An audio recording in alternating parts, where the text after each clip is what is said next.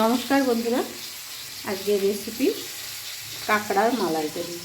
আমি 500 গ্রাম কাঁকড়া নিয়েছি। কাঁকড়াগুলো ভালোভাবে ভেঙে ধুয়ে পরিষ্কার করে নিয়েছি। তার জন্য নারকেলের দুধ আমি বের করে নিয়েছি। আর মশলা লাগছে টমেটো, কাঁচা লঙ্কা, পেঁয়াজ, আদা, রসুন, ধনেপাতা। আর ভাজা মশলা রেডি করে নিয়েছি, জিরে, ধনে, মৌরি আমি ভেজে নিয়েছি। এবার এগুলো গুঁড়ো করে নেব। আর লাগছে লবণ, হলুদ, কাশ্মীরি লঙ্কা গুঁড়ো। সমস্ত মশলা রেডি করে নিয়েছি। এবার রান্নায় আসবো।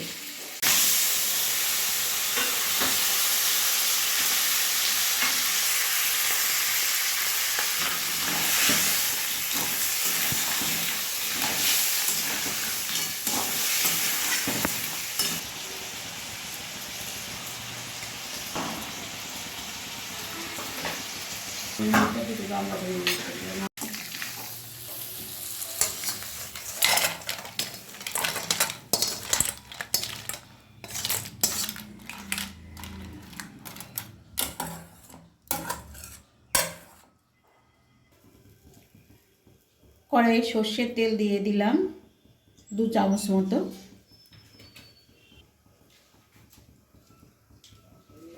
তেল গরম হয়ে এসছে। এবার একটা তেজপাতা ছিঁড়ে দিলাম, 2টো এলাচ ফাটিয়ে দিলাম। এবার ফোড়ন ভেজে নেব।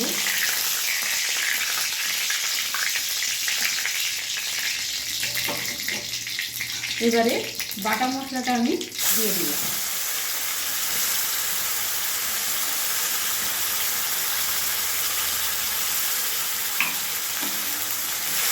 যেটা আছে আদা, রসুন, কাঁচা লঙ্কা, পেঁয়াজ আর টমেটো, মশলাটা আমি ভালোভাবে কষে নেব।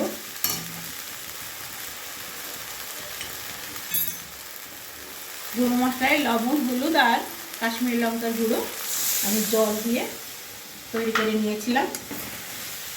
একসঙ্গে আমি কষে নেব।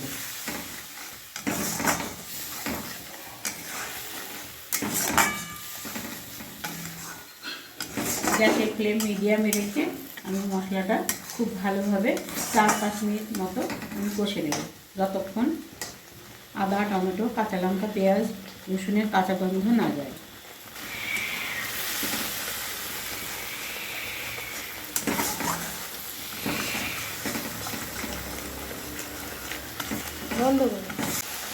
মশলা কষানো হয়ে গিয়েছে। এবার আমি নারকেলের দুধটা দিয়ে দিলাম।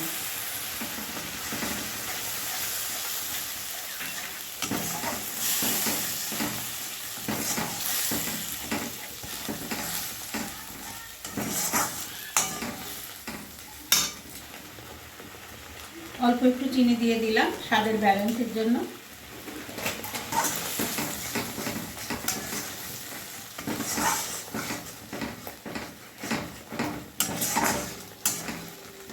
জল দিয়ে দিলাম।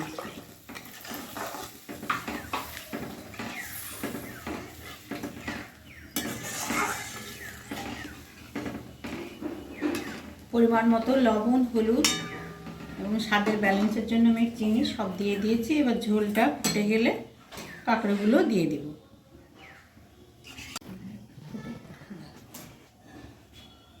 ঝোল খুব ভালো মতো ফুটে এসছে। এবার আমি কাঁকড়াগুলো দিয়ে দিলাম। কাঁকড়াগুলো দিয়ে আমি ঝোলে 2 মিনিট মতো রেখে ঢেকে দেব।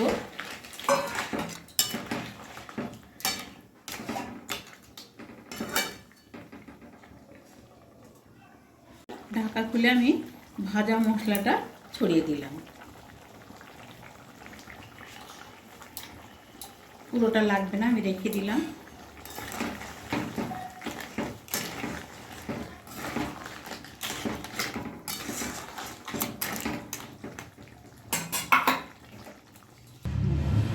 এবারে অল্প একটু ঘি দিয়ে দিলাম আর একটু সানরাইজ শাহি গরম মশলা ছড়িয়ে দিলাম।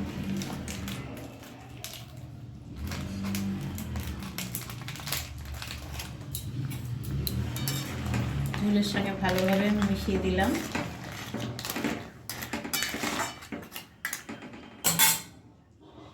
উপর থেকে ধনেপাতা ছড়িয়ে দিলাম। তৈরি হয়ে গেল কাঁকড়ার মালাইকারি। যদি ভালো লাগে অবশ্যই একটি লাইক দেবেন, আমার চ্যানেলটিকে সাবস্ক্রাইব করবেন, পাশে থাকা বেল বাটনটি দাবিয়ে দেবেন পরের ভিডিওটি পাওয়ার জন্য। সবাই ভালো থাকবেন, সুস্থ থাকবেন। ভিডিওটি দেখার জন্য সকলকে অনেক ধন্যবাদ।